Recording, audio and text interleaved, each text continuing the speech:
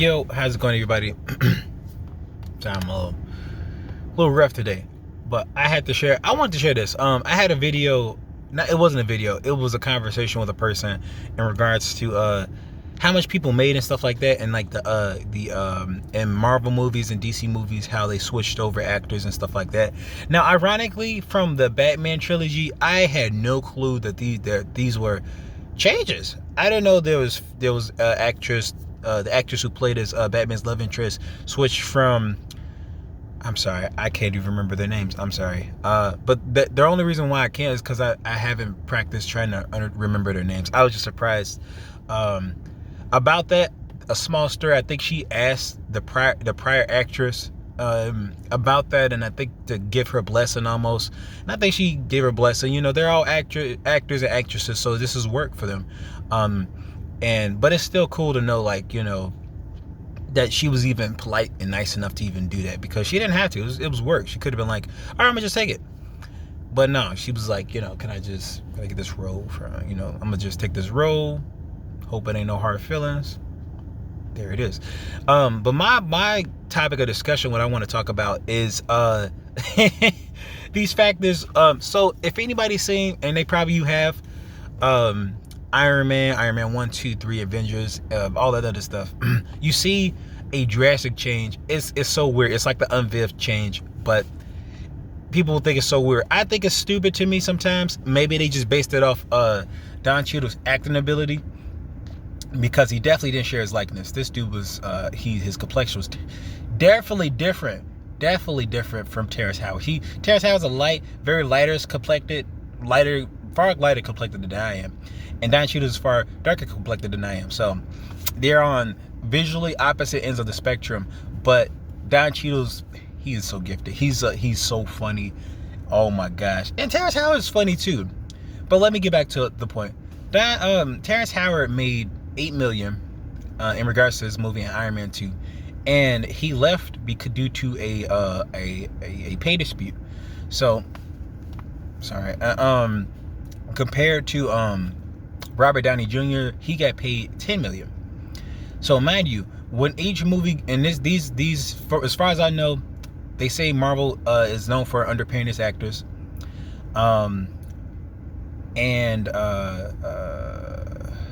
Terrence Howard, he didn't feel like he got paid enough. Now mind you, when they decided to, okay, fine, you're not gonna get paid enough, all right, that's fine. And so after that pay dispute, they got Don Cheadle. They say Don Cheadle was at his he was at a birthday party, and his agent called him up saying, hey, sorry, I'm old school, I'm like 90s, so this is like a regular phone. Sorry. Hey, we got this 6-film deal for you, so it's there if you want it, but you have an hour to respond. And so he's thinking in his mind, yo, that's like 11 to 12 years of my life, right? And, you know, he had to think fast, so he had to think within an hour. Is that something he wanted to commit to? So mind you, when Don Cheadle got back on, started on Iron Man 2 and got recast in Iron Man 2, guess what he got paid? He got paid $1 million compared to Terrence Howard's $8 million. I wish I could do two hands, but I'm holding this phone up. And this is compared to Robert Downey Jr.'s $10 million. Now, mind you, with each film's success and popularity, they can ask for a raise. So that's what Robert Downey Jr. did. I think he eventually got paid, not in the upcoming film, but in the upcoming films, he eventually got paid $15 million, I believe. And Don Cheadle, during the successful films, he got paid between $5 million and $7 million. So, if we can move to Terrence Howard's other ventures, like Empire and other stuff.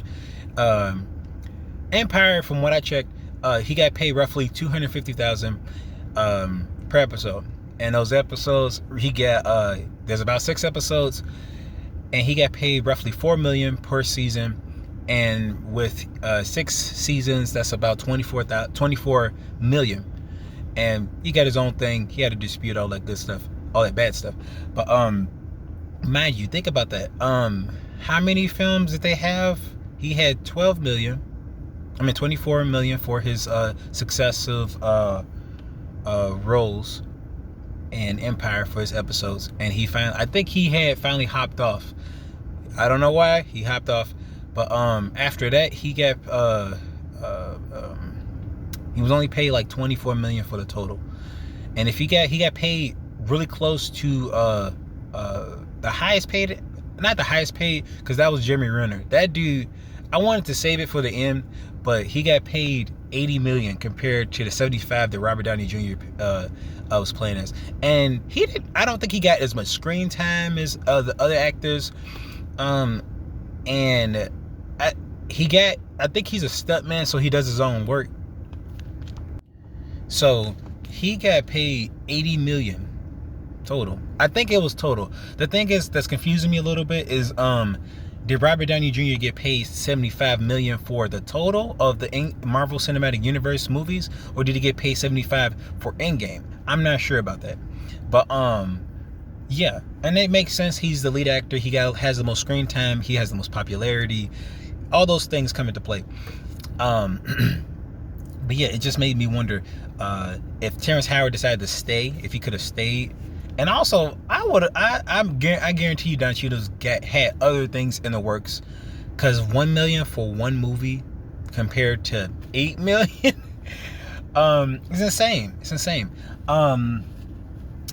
Another thing is the comparison. So my guess is he compared himself to Robert Downey Jr. And these actors and actresses don't get they can ask for a raise, but I don't think they have any say-so about what they're being paid. And they said Marvel's known for underpaying its actors. And also, mind you, Paul Rudd from the Ant-Man, he only got paid 300 million. Sorry. 300,000 for the Ant-Man movie. So he was lead. He did all that. Now I get it. He's a minor character and all that. But 300,000 just for that. 300. Now, mind you, Terrence Howard was making 250,000 per episode of Empire. So Paul Rudd was making shy of one movie, a bit more than what Terrence Howard would have made in one episode. And this is, what is it, like 12 episodes per season or something like that? I mean, some seasons are like 24 episodes, so I don't even know. But they say he made over wait, I'm sorry, I could do the fact of the numbers. Okay, so he made 250 times 4, that's about $1 million. And so 4 times 4 times 4, so about 12 episodes. Nope, 4, that's like 16 episodes, because 4 episodes is about $1 million, and then times that by 4 is about 16 episodes. So yeah, I'm like, this is partially why I have to say, like, yo, these actors, I'm like, even if they're black, stop comparing, because they make it as if it's like a black and white thing, and it's more so. It's weird to say that, because 67%, I always say this, roughly 67% of the population is about white. And so you've just like with Black Panther and the Everything All at Once and Shang-Chi, you vibe with the person you identify with. And mind you, a lot of these other Marvel characters, they have a following of they got a drumming of a character that's been around for decades. So to have a actor personify this character of yours is a big deal, and their likeness matters too. You can't have Don Cheadle as Tony Stark. Their likeness matters. People always say, man, likeness don't matter, whatever. I'm like, dude, just stop the cap. It matters. Your likeness matters. If they brought me over there for Robert Downey Jr. because for whatever, and made some narrative reason as to why he changed skin tones and then showed a black man's experience, it will be off-putting for the general population, because they don't share that experience. They can't empathize with that experience. So and it's just, also, and I do appreciate the whole, when they defended Chris Pratt, because he just spoke his own beliefs, and they was like, okay, chill out, audience, stop trying to bash this dude for what he believes. I thought that was pretty dope. But it just made me think of that, because they're all actors, and ironically they bashing this actor, even though he gave them a good character, a dope character. What is it, Peter Quill from the Guardians of the Galaxy, dope character. So yeah, it was just a little funny to me. But I do appreciate, going back to it, Monique, she's this comedian, Monique, she was comparing herself to Amy Schumer. Now, mind you, Amy Schumer had this whole shtick about women being her thing, but the thing is, she was stealing jokes, and then you can see a movie, like YouTube comparisons where she makes a joke, and then they show the original comedian or comic making a joke, that same joke. So she stole jokes, but she framed it in a way of like women's empowerment or women's, in the lens of feminism, and it reminds me of Stephen Hay. I could be wrong, but he's making real similar jokes, and he's using a Asian lens for it, and it's a little annoying to me, because if he's maybe everybody's biting off each other, I can make that assertion, but if people are stealing from each other, that's not really cool either. But if Stephen Hay's stealing and he's just using, it's just because I'm Asian, it's cheap. Make your and this is partially why I'm glad that emotional damage, the meme, actually became a popular thing, because that was actually his. I think it was his. I'm gonna say it's his. I just wish he would make his own content and stop being inspired, like somebody might say, by other people's content. Like I remember his emotional damage video reminded me of Caleb City's video about dying from nothing, pretty much, drinking water and stuff. Now he maybe Caleb City found that from somebody, but it was just oddly specific. And again, Caleb City is a black YouTuber. He makes skits. I think he's hilarious, but he's black, so I identify with him. And it's not solely because he's black, but it helps him being black. I identify with him. But yeah, I just wanted to say, we need, it's good to know your worth, but please stop comparing yourself to these other actors and actresses. One last thing, Cat Williams, wonderful guy. I had some criticisms involving his personal life, but that's his personal life. It shouldn't really matter what he does in his personal life. One thing I do appreciate about him is that he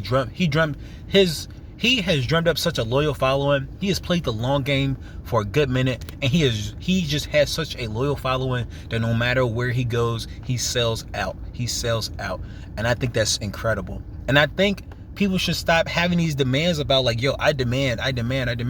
No, because a lot of this stuff, as far as I know, it has to do with a core following. It has to do with how many tickets you're expected to make.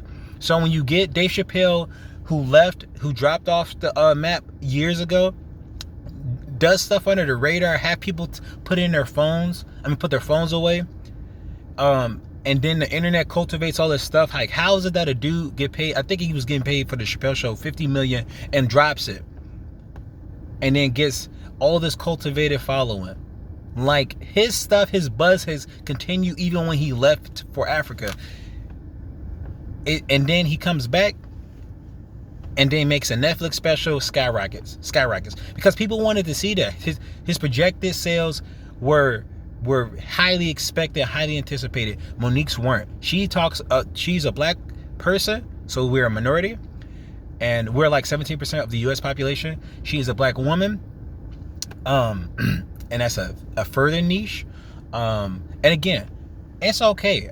I like some Monique. I like the movie Fat Girls. But another thing is, at that time when she was making Fat Girls, she was overweight. That's another niche. And the thing is, she's funny. The thing is not that she's not funny. The thing is, her comedy fits a niche of people, so it will not fit a wide demographic of people. So her demands to be made like Amy Schumer, and Amy Schumer, she was a little on the chubby side, but she was a white woman, so who is she going to appeal to? The white audience, but also the white female audience, because her themes weren't white women but feminism. And so if we understand what's common in our population is seen as commonplace and normalized. So she didn't have to say, I'm a white woman talking about feminism. She can just say, I'm talking about feminism, and then the wider population expects, okay, she's talking about women issues, even though she's a white woman and her woman experiences is solely just her own, but is shared among the majority of the population, which happens to be whites, and blacks happen to be minorities and stuff like that. But that's my point. I'm just is that, yeah, she has her own point. I'm sorry, I do have to get out of here. I get that, like with Monique, it reminds me of the T.I. thing where He has popularity in one area and he thinks he can grandfather that into another area, and Monique thought she could do that from one platform to the other, given she's a comedian. That's great. She is a decorated comedian. But just like with Unviv, you have to appropriate yourself to the environment you're at. And Unviv, or Janet Hubert, sorry, I keep talking about her. Sorry. She's a decorated, multi-talented actress. But the way she treated her, she was around her coworkers being standoffish. Even though business is a dance of relationships, how are you going to get the support of your cast members if you are standoffish? These are people. You know, this is a job, yes, but these are jobs filled with people. So you have to have some good rapport. You know, and so you can't just be out here demanding stuff because of credit you did before. You need to, these are people you're working with, and it's, you know, if comedy is a social game and it means your portfolio is a live portfolio. It's far more live than if I was an accountant. My skills are static, but you're a comedian, so you need to keep being fresh in our minds. So it's based off popularity. If you hop off the map, like for instance, some people can do like Kendrick Lamar. He can drop off the map for a little bit. Dave Chappelle can drop off the map a little bit and come back because his stuff is anticipated. Niche folks, even like Cat Williams, he continues to drum up and cultivate his audience. He continues to make shows. You can't just make one show and be like, I'm cool. I'm gonna take a break. I'm like, that's cool, you can, but your status will suffer. So that's how I feel.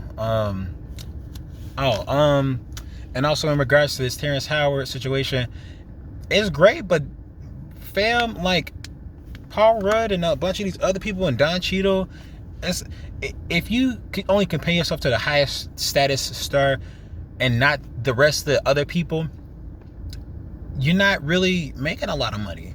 I mean, sorry, you are making a far considerable amount of money compared to those people. But if you're only basing your credit, your genuine value and worth on the highest paid person, even though they dropped you in the second movie, not the first movie, I don't know.